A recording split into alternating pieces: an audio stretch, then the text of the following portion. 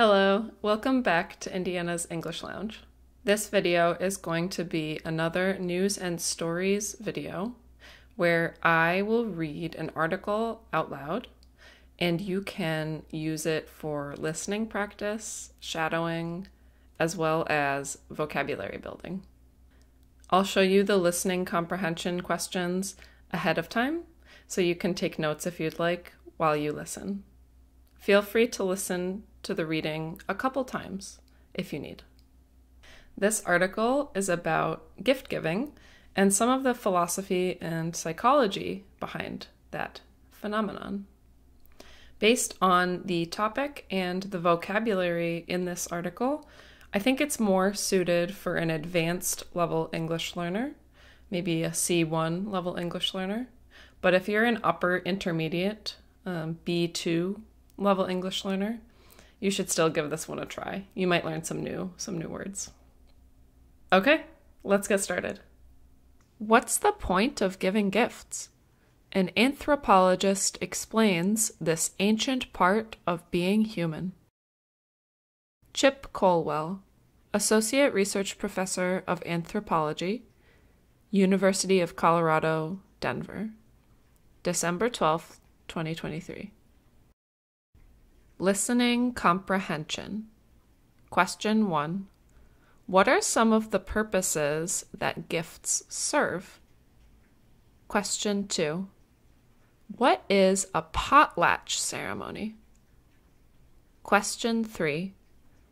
What are the 3 related actions in gift giving, according to Marcel Mauss? Question 4. How much money is the average American expected to spend on holiday shopping in 2023? Have you planned out your holiday gift giving yet? If you're anything like me, you might be waiting until the last minute. But whether every single present is already wrapped and ready, or you'll hit the shops on Christmas Eve, giving gifts is a curious but central part of being human. While researching my new book, So Much Stuff, on how humanity has come to depend on tools and technology over the last 3 million years, I became fascinated by the purpose of giving things away. Why would people simply hand over something precious or valuable when they could use it themselves? To me, as an anthropologist, this is an especially powerful question because giving gifts likely has ancient roots. And gifts can be found in every known culture around the world. So what explains the power of the present? Undoubtedly, gifts serve lots of purposes. Some psychologists have observed a warm glow, an intrinsic delight, that's associated with giving presents. Theologians have noted how gifting is a way to express moral values, such as love, kindness, and gratitude, in Catholicism, Buddhism, and Islam. And philosophers ranging from Seneca to Friedrich Nietzsche regarded gifting as the best demonstration of selflessness. It's little wonder that gifts are a central part of Hanukkah, Christmas, Kwanzaa, and other winter holidays, and that some people may even be tempted to regard Black Friday, the opening of the year-end shopping season, as a holiday in itself.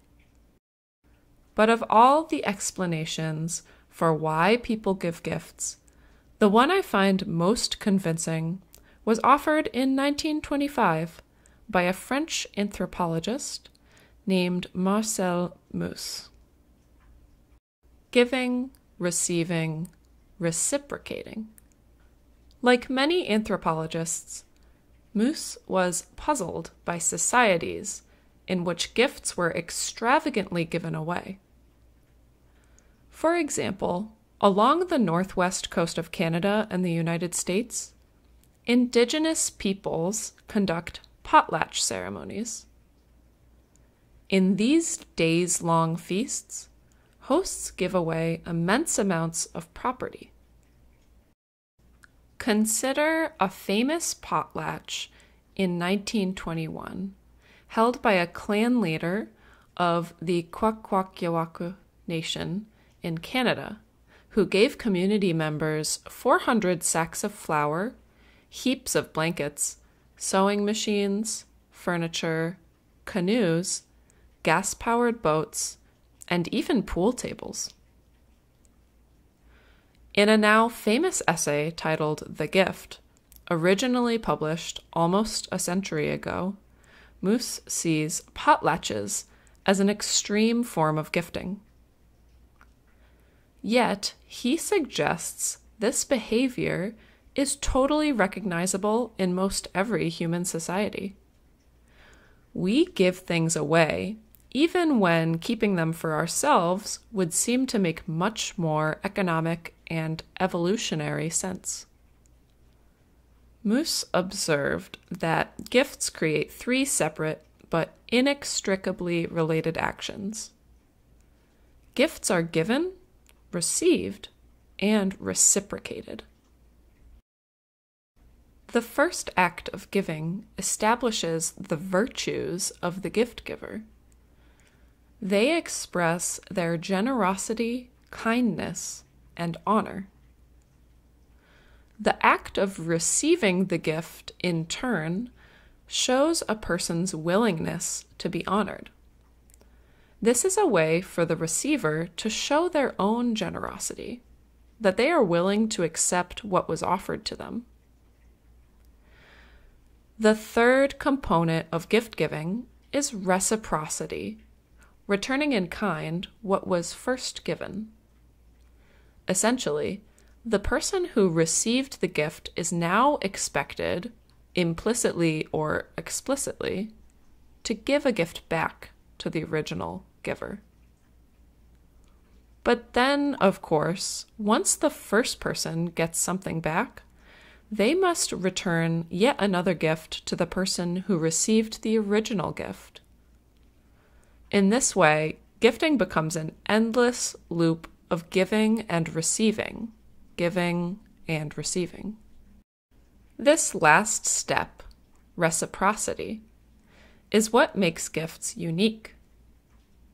Unlike buying something at a store, in which the exchange ends when money is traded for goods, giving gifts builds and sustains relationships. This relationship between the gift giver and receiver is bound up with morality.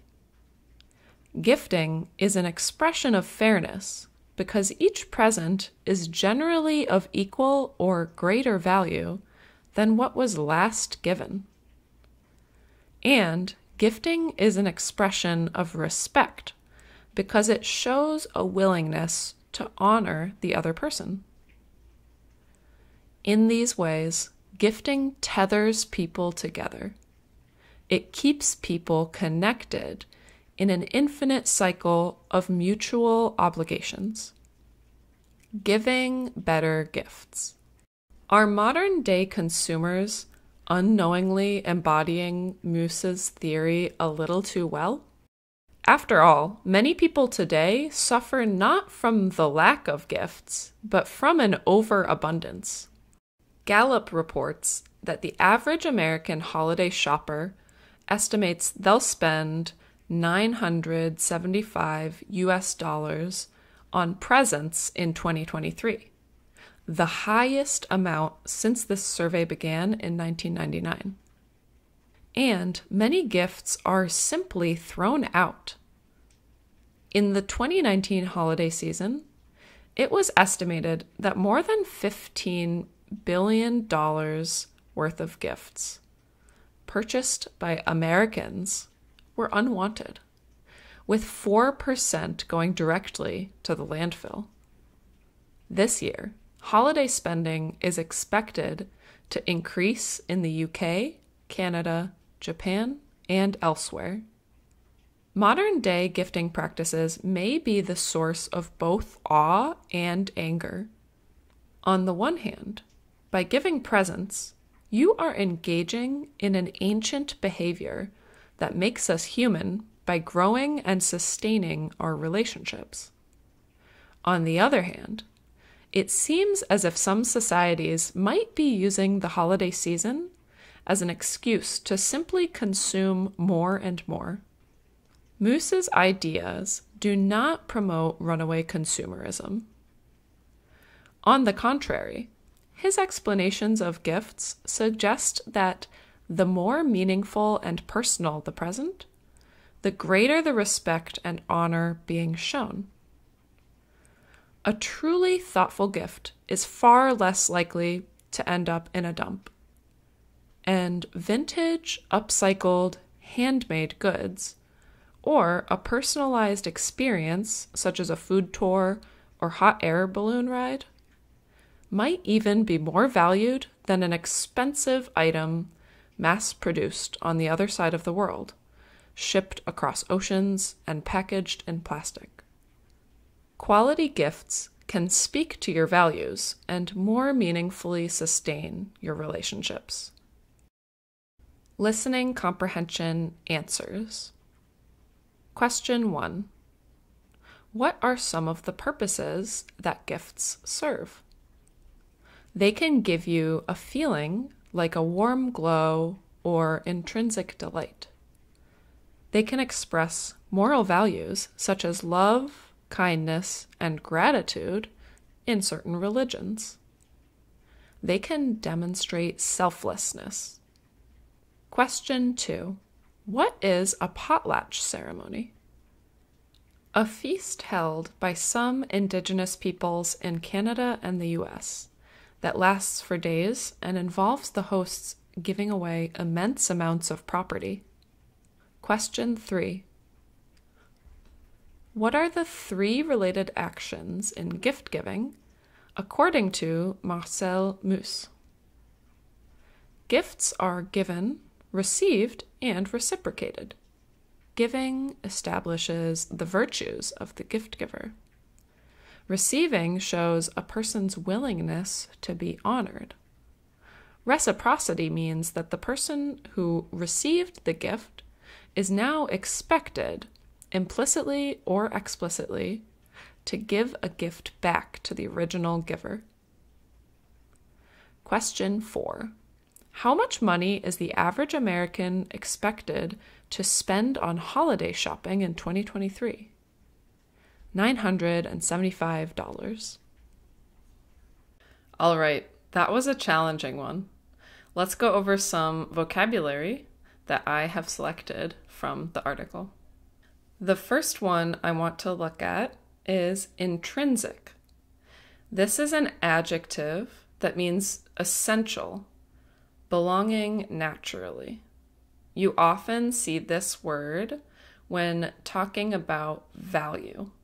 If something has intrinsic value, it has value on its own.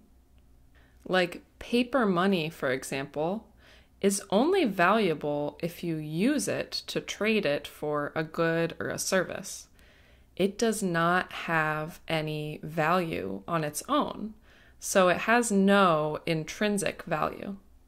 Here are some more examples with the adjective intrinsic. My son is very artistic and has an intrinsic desire to express himself. I'm not just learning English to improve my resume. I have an intrinsic love for language learning. All right, next is inextricable or inextricably. Inextricable is similar to intrinsic, but it's not exactly the same. Inextricable describes something that is completely intertwined, tangled up in something else, so much so that you really can't separate them. Something is so connected to the other thing that you cannot separate them. X cannot be separated from Y. You can't have X without Y. For instance, If you said the history between two countries is inextricable, that means you really can't consider the history of one without the other. They've had so much conflict, trade, cultural exchange, that if you tried to talk about one without the other, it would be really hard. So here are some examples with the adjective inextricable and the adverb inextricably. The success of our business is inextricably linked to the state of the economy. Nurses are an inextricable part of the healthcare system. Okay, this one is really good to know when talking about gift giving. To reciprocate, or reciprocity, that one's the noun. This means responding to a gesture or action with something of similar value. Let's say your husband cooks dinner every single night. You can return the favor and reciprocate by doing the dishes after he's finished. Reciprocating can mean doing the same exact thing for someone else. Like if I give you a ride to the airport, maybe next time I need to go to the airport, you can give me a ride. But it could also just be something, an action or an item of similar value. Here are some examples. I helped Mateo with his Japanese homework, and he reciprocated by doing some Spanish conversation practice with me. She's always so generous and kind to me. I wonder how I should reciprocate her kindness. The next word is mutual, an adjective meaning shared or experienced by two or more people. You may have heard terms like mutual friend, a friend shared by two or more people, or mutual interests, interests shared by two or more people. If you get into an argument with your sister and she says, "I'm really angry at you right now," you can respond by using the saying, "The feeling is mutual." This means you both feel the same feeling of being angry at one another. This seems kind of similar to reciprocity, right? There is an adjective version of reciprocity. It's reciprocal. However, mutual and reciprocal are a little bit different. Mutual means shared, but reciprocal means give and take, an exchange. So if I have shared interests with a friend, I can call them mutual interests. We're sharing them at the same time. I wouldn't call this reciprocal interests. If I have an agreement with my husband and I do the laundry as long as he vacuums the house, this is a reciprocal agreement. It's a give and take situation. I wouldn't say we have a mutual agreement because that just sounds like we both agree about the same thing. Here are some more examples with mutual. My brothers and I have a mutual dislike of cats. Our breakup was a mutual decision. We both felt that the relationship was not working for us. Finally, let's look at overabundance. Words with the prefix over mean to excess or too much, like overeat, overestimate, overdo, overuse. The same goes for words with the prefix under.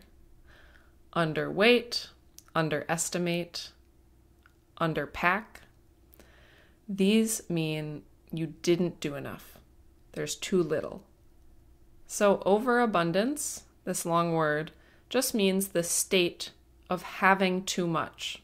There is too high of a quantity. So this long word, overabundance, just means too much. There's too large a quantity. Here are some examples with overabundance. Our garden produced an overabundance of tomatoes this year. so we decided to share them with our neighbors. Despite the teacher's efforts to encourage concise writing, the student's essay contained an overabundance of unnecessary details. Try writing your own example sentences with these new vocabulary words and comment below. So I personally really like experiential gifts, like going to the spa or getting concert tickets, doing an activity, or having an experience.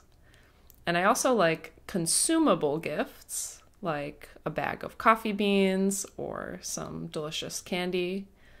I really don't like stuff because I already have too much stuff in my house. It is very cluttered.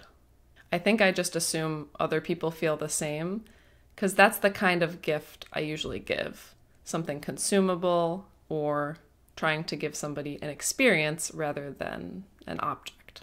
I think that's an especially good strategy if you're trying to get a gift for somebody who already has everything. But what do you think? What kinds of gifts do you like to receive? What's the best gift you've ever gotten? Or conversely, what's the worst gift you've ever gotten? Please comment your answers below. And if you liked this listening practice, please be sure to subscribe to my channel and like this video so you can get more of my English learning content. Have a great day!